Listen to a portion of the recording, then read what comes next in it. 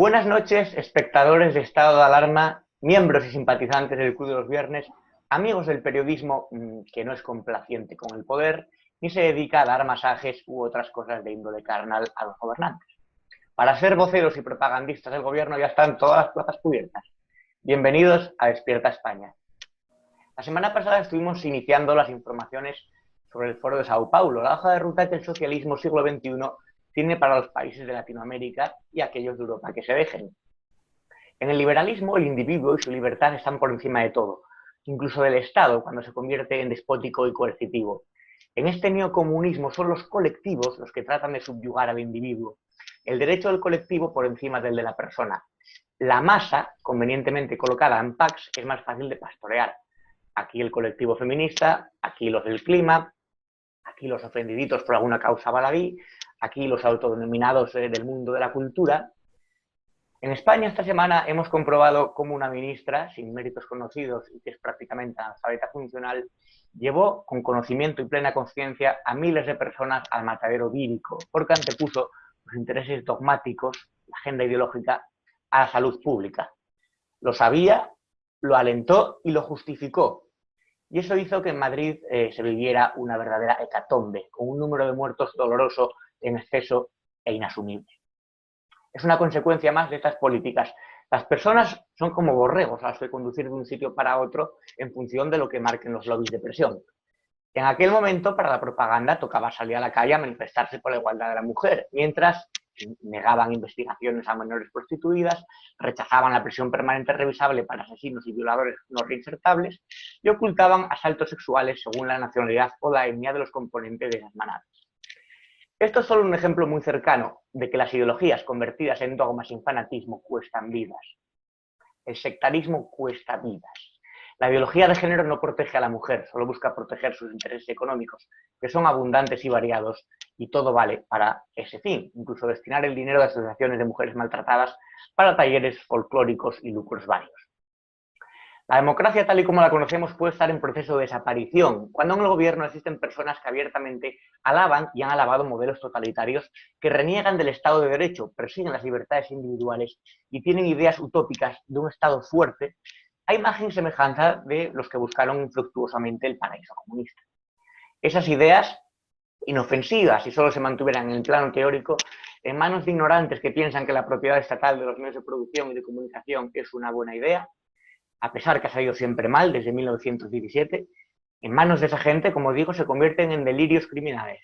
Para más INRI, todos los políticos populistas, los otros también, me temo, tienen la descarada intención de medrar y hacerse ricos, y suelen seguir aleccionando al pueblo desde sus residencias de lujo perfectamente custodiadas. Para seguir hablando de la implantación de esas ideologías, está al otro lado del charco, si me lo permite estos auriculares, porque, bueno, Despierta España, cruzamos continentes, somos ya internacionales, está al otro lado del charco de la línea alguien que pueda hablar con conocimiento de causa, el investigador y corresponsal de guerra Ervin Hoyos, desde la hermosa Colombia. Ervin, un placer como siempre. Pues muchas gracias, Roberto. Grato estar nuevamente aquí con los televidentes desde el otro lado del Atlántico, desde esta Colombia que también sufre por la influencia del Foro de Sao Paulo, del socialismo del siglo XXI, del chavismo, de la corrupción, del narcotráfico que se ha vuelto desde el hermano país de Venezuela la autopista, el trampolín, el gran aeropuerto internacional para el envío de drogas a distintas partes del mundo. Ya vimos en el programa anterior cómo el socialismo del siglo XXI, cómo el Foro de Sao Paulo contempla el narcotráfico como una de las diferentes formas de lucha para atacar el poder, para atacar las democracias, para corromper las fuerzas militares, para corromper la justicia, para permear todas las instituciones. Así que el narcotráfico desde el socialismo, desde el Foro de Sao Paulo, es parte de la estrategia de desestabilización. Por eso es tan importante que ahora continuemos analizando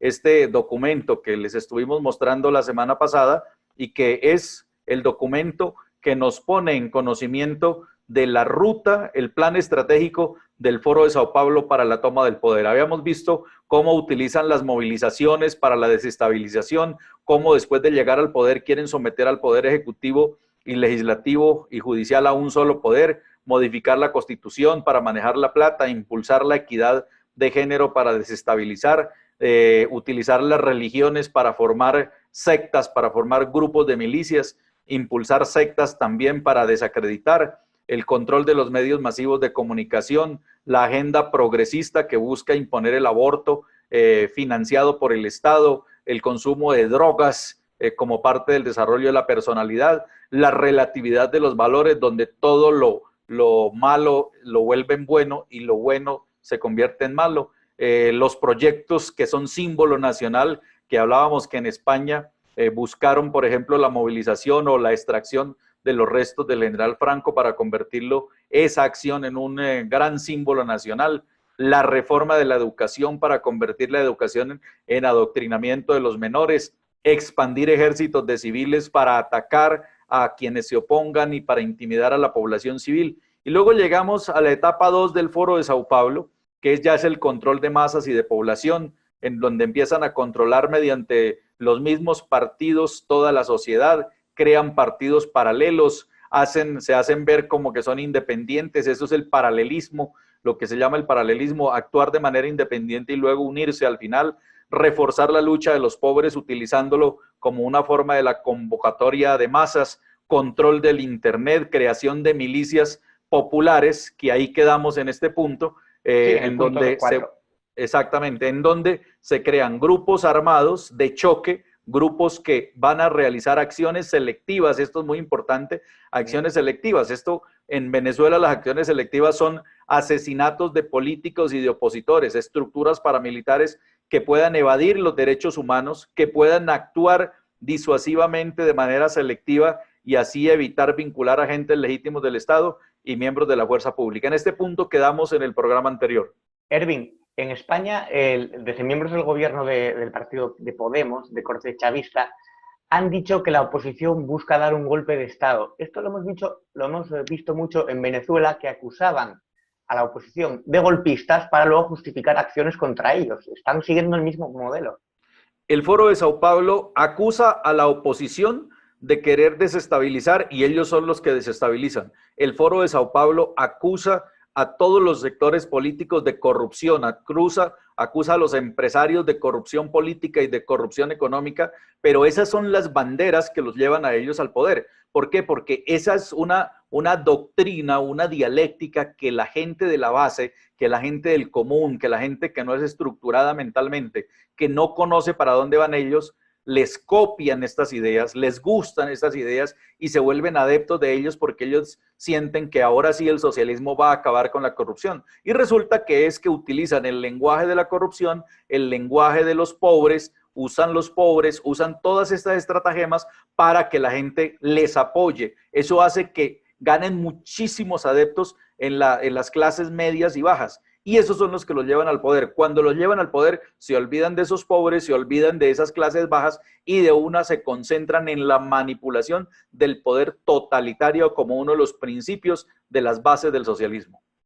De hecho, aquí llegaron a llamar terrorista al empresario Amancio Ortega, el dueño de Zara, una empresa mundialmente conocida.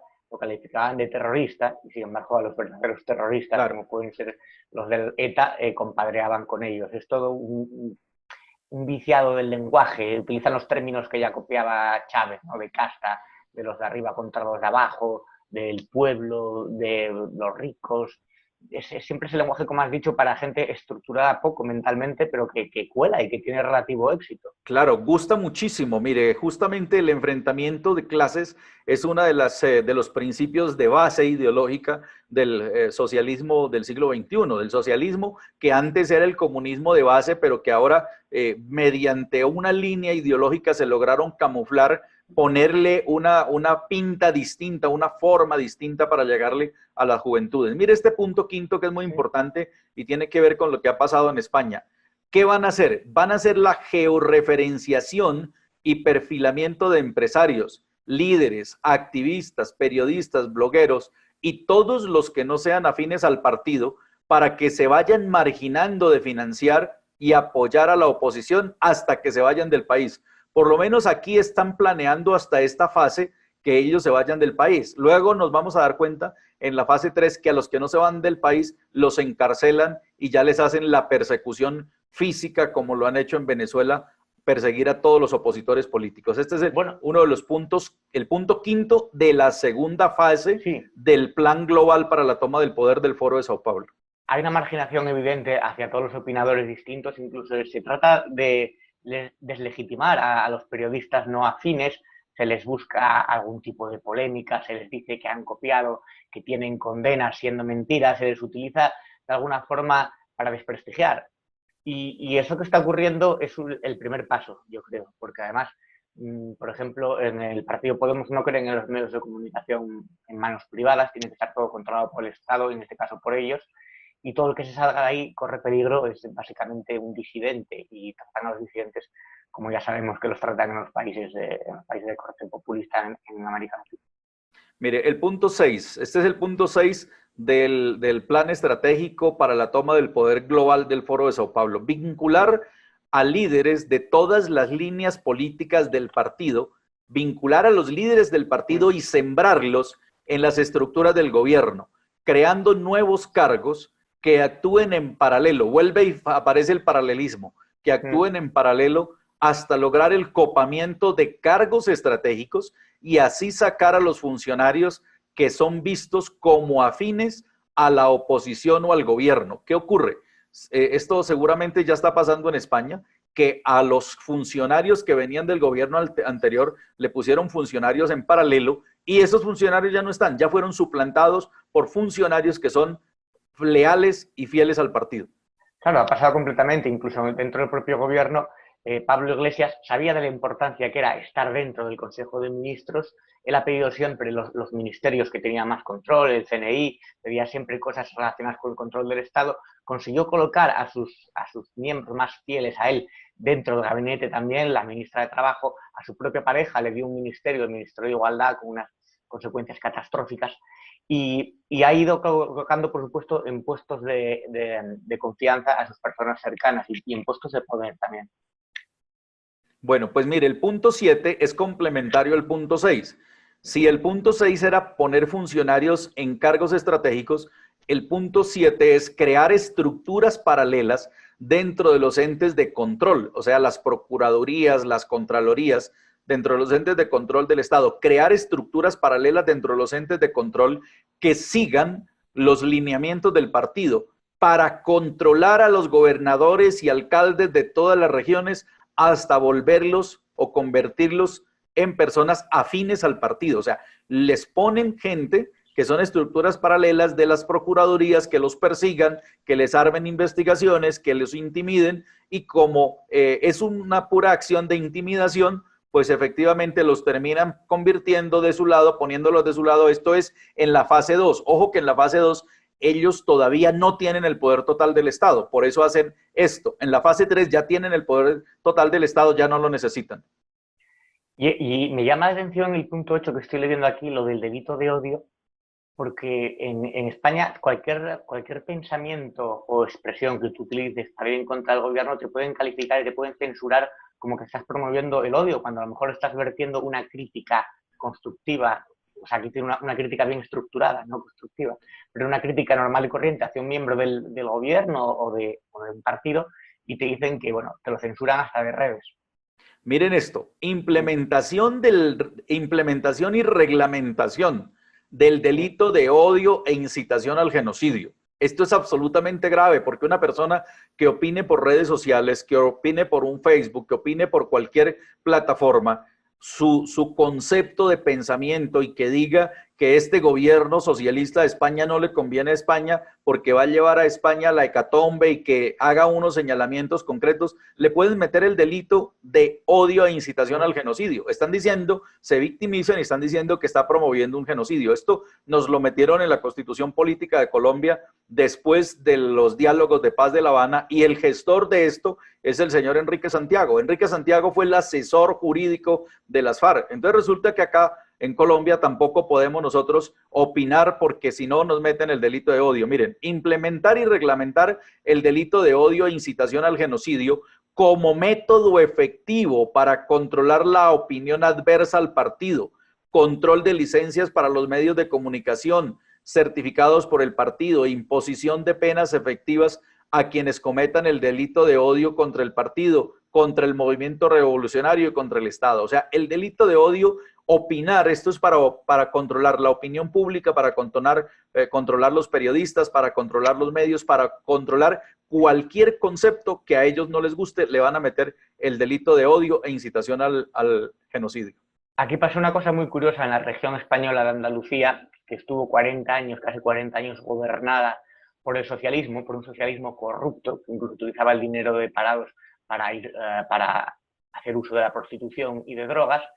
Y cuando ese socialismo perdió el poder y cambió el mando en la región, se hizo una alerta antifascista, se convocó a la gente a rodear el Parlamento del gobierno andaluz y hacer protestas en contra de lo que salió en las urnas democráticamente, porque había un cambio de régimen. Entonces, daba la impresión de que todo el que no estuviera afín al PSOE o aquel modelo caciquista, caciquil, aquel modelo andaluz, era porque era fascista. Entonces, claro, cuando etiquetan al enemigo, cuando lo estigmatizan al contrario, y todo fuera de ahí es fascismo, ya estás polarizando a la sociedad y es un poco lo que explica ese punto.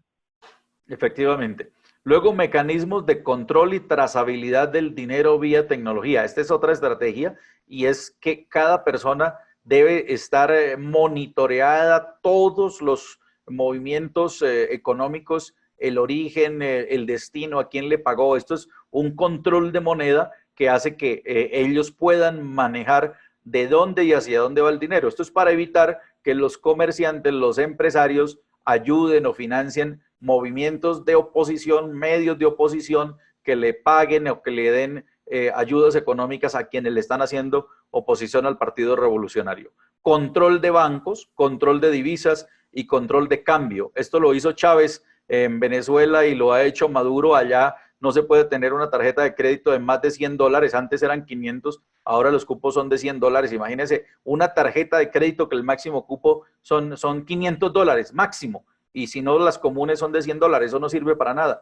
Control de cambio, incautación y bloqueo de cuentas y rastreo a cualquier financiación que no sea afín al partido. Aquí todavía no hemos llegado a ese punto en el que se empiezan ahí a las incautaciones, pero cuando toquen o sea, sí que se habla de tocar la economía, de subir los impuestos a los ricos, siempre los ricos visto como algo innatamente malvado. O sea, si tienes dinero es porque eres una persona mala para la sociedad y debe ser además castigada a base de impuestos y te obligan incluso a llevar tu dinero fuera y luego te echan la culpa de que lleves el dinero fuera. Esto es una trampa muy, muy mezquina. Claro, mire, aquí hay otro delito sobre eso, tipificar el delito de tenencia no reportada de divisas y enriquecimiento no reportado ante el sistema financiero, ante el gobierno y ante el partido. O sea, convertir en delito la tenencia no reportada de divisas. O sea, si uno tiene unos ahorros, si tiene una plata guardada en Latinoamérica y en España todavía hay gente que no está bancarizada, que no le gustan los bancos, que tienen la plata guardada en una caja fuerte. Eso pasa en muchas partes del mundo. Pues esto, así la haya obtenido legal e ilícitamente, trabajo, producto del esfuerzo y de los ahorros de muchos años, si usted no se la reporta al partido, entonces le tipifican delito de tenencia no reportada de divisas y enriquecimiento no reportado. Imagínese, o sea, se va para la cárcel por haber trabajado toda la vida y tener unos ahorros. Bueno, el control estatal de la economía quiere meterse en tus ahorros y ahí es cuando el Estado colectiviza todo, hasta tus ahorros. Eso ha pasado y sí que es verdad que aquí puede pasar, es un peligro real. Mire este punto, el punto número 12, lo hizo famoso Chávez en Venezuela y lo ha hecho famoso Maduro, porque Maduro le asignó empresas, le asignó PDVSA, le asignó oleoductos, le asignó el manejo financiero de empresas a unos, entre comillas, gerentes, pero no son gerentes, son gente de su línea ideológica a los que les pone estas empresas solamente para que dispongan dinero rápido y paguen movilizaciones, paguen corrupción, armen mafias, muevan el narcotráfico, muevan todo lo que es el paralelismo financiero, que es mover dinero legal y mezclarlo con dinero ilegal y hacerlo multiplicar generando muchos movimientos financieros. Entonces, creación de cargos gerenciales a los que se les hará la asignación de medios productivos, tales como empresas petroleras, empresas de servicios. Ojo a esto, mire, empresas de explotación minera.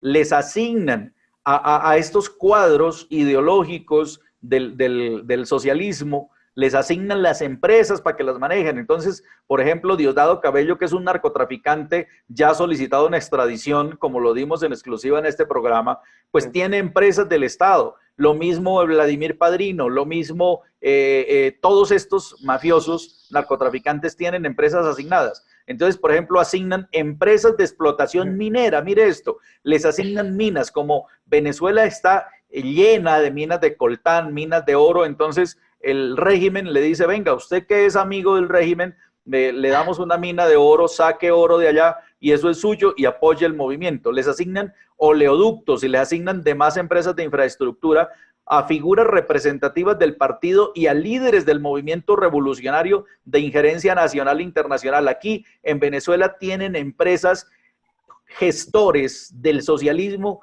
del siglo XXI en distintas partes del mundo, tienen empresas porque esa es la manera con las que le pagan a ellos el apoyo que les han venido dando.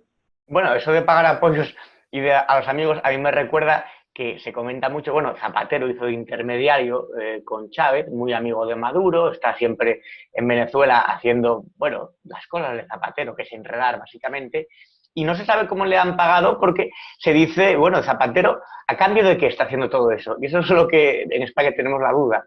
Bueno, pues justamente ya que usted me menciona Zapatero, mire, aquí tengo a Piedad Córdoba. Esta mujer es muy amiga, ojo, muy amiga de Nicolás Maduro. Fue muy amiga de Hugo Chávez. Hay incluso videos de donde ella hace proselitismo abierto al socialismo, es una defensora del socialismo. Pero mire que en este video ella revela de una manera abierta y casi que asombrada, revela que el mismo Zapatero le contó a ella, ojo a esto, que el mismo Zapatero le contó a ella que él tiene una mina de oro asignada, ojo, asignada por Maduro. O sea, Maduro le dio una mina de oro a Zapatero. Y ella de ver eso, ella le dijo a Delcy Rodríguez, le dijo, oiga Delcy, ¿por qué no me da una mina de oro a mí también para yo ayudar a mi gente? Esto es una exclusiva que le ha sacado un medio digital de España y que justamente, o sea, afortunadamente que sale en medios de Europa, porque van a decir que quién sabe de dónde nos estamos inventando esto. No, esto es un medio, un diario español que sacó esto y que aquí está el testimonio de la misma Piedad Córdoba que habla de que,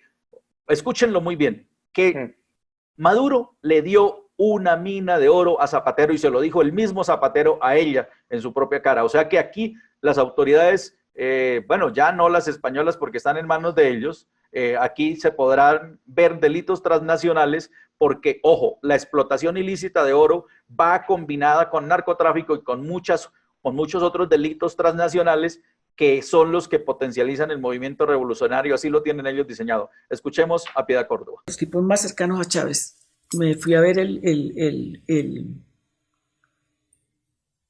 estadio de béisbol. No, una cosa. No vista. No.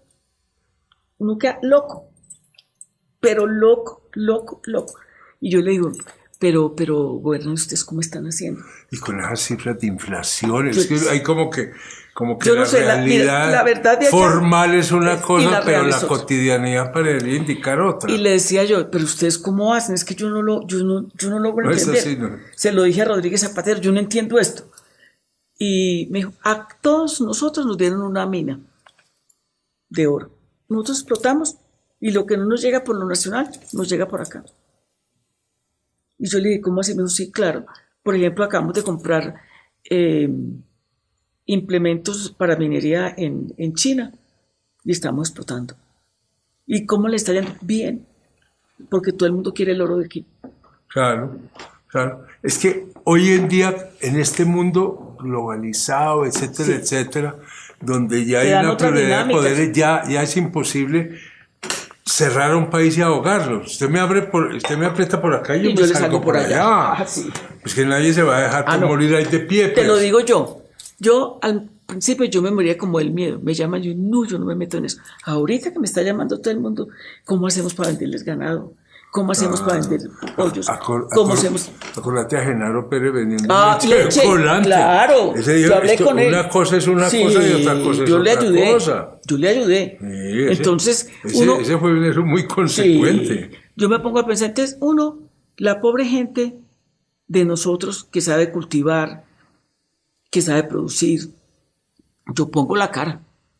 Bueno, yo la pongo, te lo digo de frente. Yo le dije a Delcy, ayúdame para ayudarle a la gente de nosotros. Es que usted no puede... Bueno, pues ahí está, fíjese, yo le dije a Delcy, ayúdeme para yo ayudar a la gente de nosotros, o sea, deme una mina, deme lo que pueda. ¿Quién sabe qué le diría? Parece que le dijo que sí, según este informe de Periodista Digital que publicaron este video recientemente. Esto confirma aún más todo lo que ya hemos venido denunciando aquí en este programa de Despierta España, que el señor Rodríguez Zapatero y sus nexos con el chavismo lo tienen totalmente vinculado en manejo de recursos que tienen orígenes ilícitos o orígenes alegales y que ahora se han vuelto una fortaleza para el movimiento revolucionario que tiene Maduro en Venezuela y que ahora está obviamente moviendo dinero hacia España, que está metido Podemos y están metidos todos los que hacen parte de esta estrategia, que es una estrategia del movimiento socialista del siglo XXI. Lo que dijo Piedad Córdoba, que además estuvo investigada por los vínculos con el FARC, es que Zapatero le dijo: a todos nos han dado una mina, o sea, les pagaban con minas. Con minas de oro, pues es que ella misma lo dice, a todos nos han dado una mina de oro, eso lo dijo Zapatero, ¿ve? Y ahí es donde uno entiende por qué Zapatero y por qué Íñigo Errejón y por qué todos estos están de cabeza literalmente arrodillados al régimen de Maduro, vendiéndole el alma al demonio y entregando su país a un régimen tan corrupto y tan perverso como el socialismo del siglo XXI de Venezuela. ¿Y por qué se escondió también lo de Delcy Rodríguez y se intentó decir que no había pasado nada? Primero, claro, que no había pisado suelo español. Zapatero es una persona amoral, sin escrúpulos, que además el problema es que va de equidistante, va de bueno, va de mediador, cuando luego tiene esta serie de siniestros negocios que lo convierten en un personaje realmente oscuro para la historia de España y que como gobernante fue nefasto. Bueno, pues se sigue rumorando que la DEA y el gobierno de los Estados Unidos tienen en la mira a Zapatero y tienen en la mira a todo su combo. Yo sé que se va a demorar un poco. La justicia en Palacio siempre va despacio, así que esperemos qué va a ocurrir. Llegamos al punto 3 de la etapa del Foro de Sao Paulo, en la etapa 3. Esta es la etapa ya de consolidación. Esta es la consolidación, Roberto. Aquí es donde cuando ya un país llega a esta etapa ya no hay nada que hacer, ya el país se hace insalvable. Un inciso, Erwin. Aunque la justicia tarde, yo sé que hay muchas personas en España, muchas, que disfrutarían y les gustaría ver a Zapatero procesado en Estados Unidos, a Íñigo Errejón, a Pablo Iglesias, por supuesto, a Monedero y a toda esa caterva de corruptos que estuvieron confabulados con el régimen de Maduro y con el régimen de Chávez, y verlos sentados, aunque sea en el banquillo de los acusados, sería una inmensa alegría. Y también para todos los venezolanos exiliados en España que nos cuentan su sufrimiento y nos dicen sus deseos de que esta gente pague y también comparten con nosotros el temor por la llegada de Podemos al gobierno. Sí. Mire, llegamos al punto 3. En la etapa 3 del Foro de Sao Paulo para los años 2023 y 2024, miren esto. Como aquí ya se ha consolidado el poder, ya tienen control de las instituciones, ya tienen control del poder ejecutivo, el legislativo y el judicial en un solo poder, ya manejan la fiscalía a su acomodo, ya manejan todas las contralorías a su acomodo, ya manejan las alcaldías, ya manejan absolutamente todo el presupuesto. Entonces, para apuntalarse más en el poder, ¿qué hacen? Crean la disposición legal para instaurar la Guardia Militar que proteja al presidente y a todo su entorno. Aquí se crea ya una guardia militar que protege a todo su entorno. Chávez empezó en Venezuela con una guardia militar mixta, que eran parte venezolanos y parte eran del G2, que es la inteligencia cubana. Son una cantidad de personajes de estos que andan de civil, por lo general vestido de negro, y son los que se hacen de cordón de ablandamiento en cualquier área donde el presidente va, ellos llegan incluso 1 o 2 días antes a hacer inspección del terreno, a buscar cualquier situación. Esos son los que hacen toda la inteligencia y luego llega la Guardia Armada. Pues esa Guardia Militar que le quieren poner al presidente hace parte ya de la estrategia de la fase 3 de la toma del poder. Algunos estados la han impuesto de la fase 2, incluso Evo Morales la impuso desde la fase 1. Evo Morales puso guardia militar desde la fase 1. Chávez puso la guardia militar también desde la fase 1. Es importantísimo una guardia revolucionaria que proteja los intereses de los gobernantes y también los intereses de la revolución. El punto 3, y lo que ello significa, me gustaría desarrollarlo sobre todo la próxima semana, porque ahora, aunque nos quedan 10 minutos, yo quisiera preguntarte, vamos a tener constancia de que quedamos en el punto 3.1. Quería preguntarte primero, ¿cómo es posible que con los ejemplos de Venezuela, de Ecuador, de Bolivia y de Cuba no son suficientes para evitar que en España la gente siga cayendo en el populismo? Eso por un lado. Y luego quería preguntarte por Estados Unidos. Bueno, a ver, la estrategia del socialismo siempre maneja dialéctica invertida. De la dialéctica invertida genera confusión en la gente. La dialéctica invertida le permite al ciudadano que así haya visto lo que han hecho. Por ejemplo, para poner un ejemplo claro y concreto, en Colombia el M-19 fue un grupo narcotraficante, fue un grupo terrorista, fue un grupo que se tomó el Palacio de Justicia de Colombia, quemó el Palacio de Justicia de Colombia, asesinó a los magistrados que estaban allí. Todos los magistrados murieron asesinados e incinerados.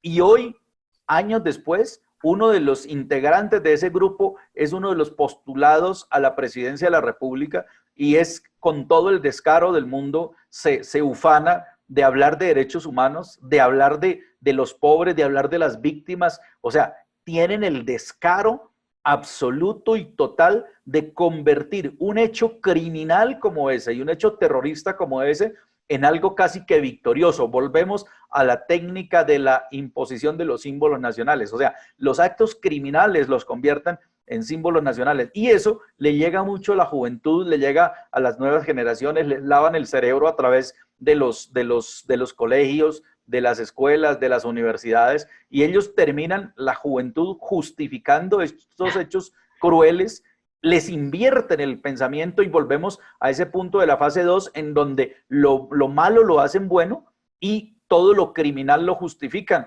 como parte de la estrategia para afianzar más el Partido Revolucionario. Erwin, en Estados Unidos unas protestas que comenzaron por la muerte de un ciudadano negro en una detención policial han derivado en disturbios, en caos, en saqueos, en violencia, y parece que no es algo casual, parece que son disturbios además dirigidos, que no tienen nada que ver con protestas, no tienen nada que ver con el antirracismo, no tienen nada que ver con Martin Luther King. ¿Puede ser esta técnica del caos también dirigido por este tipo de desestabilizadores de países? Claro, ellos están siempre muy alerta de cualquier situación que haya para justificar sus actos. Por ejemplo, es absolutamente reprochable y rechazable desde todos los puntos de vista ese procedimiento policial arbitrario, en esta detención de esta persona afroamericana en donde lo detienen. Todos vimos el video que lo ponen contra el suelo, el policía le pone la rodilla en el cuello, le hace una obstrucción de tráquea en el suelo, luego lo voltean, lo presionan contra el suelo.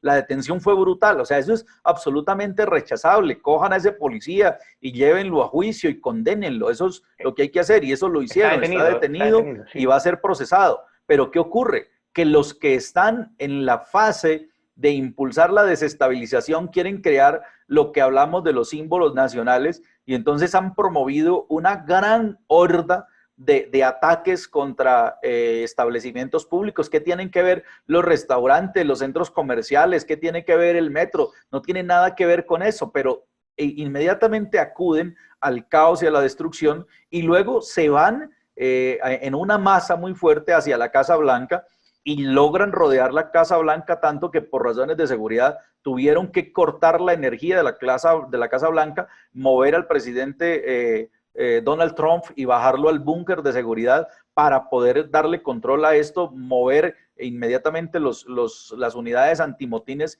y enfrentarlos porque pretendían entrar a la Casa Blanca. Incluso algunos sujetos lograron cruzar la valla y se pasaron hacia la parte interna de la Casa Blanca. Entonces, imagínense que lograran esta gente entrar a la Casa Blanca y, ¿por qué no hasta prender fuego? Pues eso sería un gran símbolo nacional para los grupos de desestabilización del socialismo que estarían llegando al corazón del poder norteamericano, a la Casa Blanca, donde se manda media parte del mundo, y generar una desestabilización. Eso es a lo que me refiero cuando desde el Foro de Sao Paulo se habla de la creación de los grandes símbolos nacionales. Imagínense un grupo de estos socialistas atribuyéndose que fueron los que lograron penetrar la Casa Blanca. Eso lo van a utilizar para hacer política y para ganar más adeptos. Y desafortunadamente hay una clase social, hay una masa inconforme con el poder que le gusta todo este tipo de acciones y las apoya.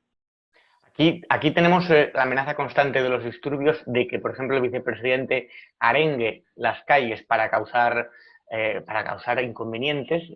Se promovieron también rodea al Congreso, y los rodea al Congreso del pasado terminaron en disturbios y terminaron también atacando establecimientos adyacentes, de las calles adyacentes. Se atacaron tiendas, se rompieron escaparates, se destrozó mobiliario urbano.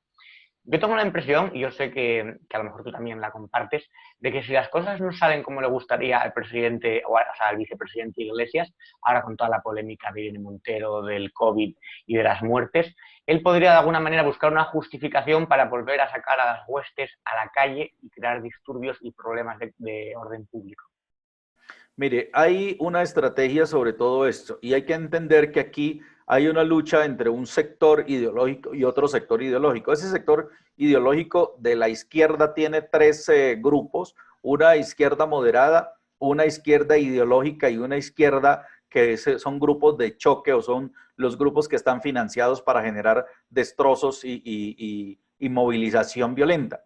Esos grupos de choque son los más interesados en intimidar al resto de la población, al resto de la sociedad española, al que no es capaz de ir a tirar una piedra, al que no ha cometido una infracción de tráfico, al que se cuida siendo buen ciudadano, al que no es capaz nunca de infringir la ley. Pues ese que no es capaz de infringir la ley, ese que no ha sido nunca una persona violenta, ese es el 95, 97, 98% de la población española. Pues el 97% de la población española se deja intimidar de ese 2 o de ese 1% de violentos que están incluso financiados para atacar, para agredir, para violentar, para destruir. ¿Por qué? Porque es que el daño hace mucho escándalo, el daño hace mucho ruido, el incendio genera mucho humo. Y el resto de la sociedad que viene de muchos años después de la Guerra Civil Española, que no quieren sentir la violencia, pues son afortunadamente muy pasivos, pero esto puede llegar a generar una reacción. Y esa reacción es de una gran mayoría. Y esa gran mayoría tiene que pronunciarse, pero no de manera violenta, de manera pacífica. Ahí donde esa gran mayoría que ha sido ejemplar en España, que yo recuerdo, por ejemplo, cuando el secuestro del concejal Blanco. Esa movilización del silencio en donde todo España salió y se volvió ejemplo.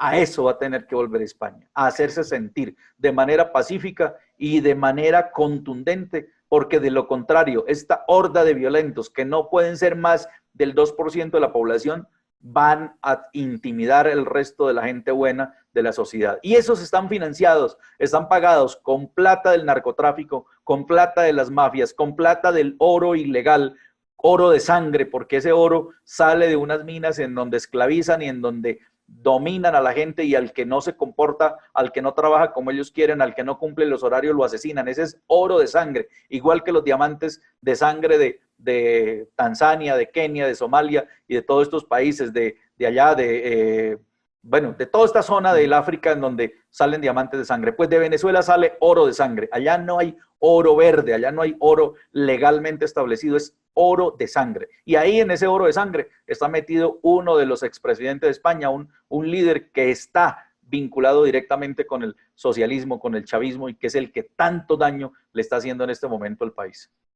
Terrible lo de José Luis Rodríguez Zapatero, seguiremos investigando sobre eso. Tardará probablemente la DEA, pero el futuro nunca se sabe y tenemos la esperanza de que se haga justicia y de que pague. Hablabas de Miguel Ángel Blanco. Por desgracia, los herederos políticos de los que le mataron, o al menos los compinches de los que le mataron, se han metido en política. Incluso el gobierno ahora pacta con ellos y los tiene como interlocutores válidos. Ervin Hoyos, tan esclarecedor como siempre, sobre todo el testimonio de Piedad Córdoba sobre José Rodríguez Zapatero. Te convido a que la semana que viene volvamos a vernos aquí, el mismo día, a la misma hora, para charlar y para seguir hablando de este programa de Despierta España. Muchas gracias y te mando un cálido abrazo desde Madrid hasta Colombia. Pues a ustedes un gran abrazo. Seguiré investigando, seguiré buscando documentos y pruebas para decirle a todos ustedes: Despierta España. Hasta luego, Ervin. Despierta España. Un abrazo.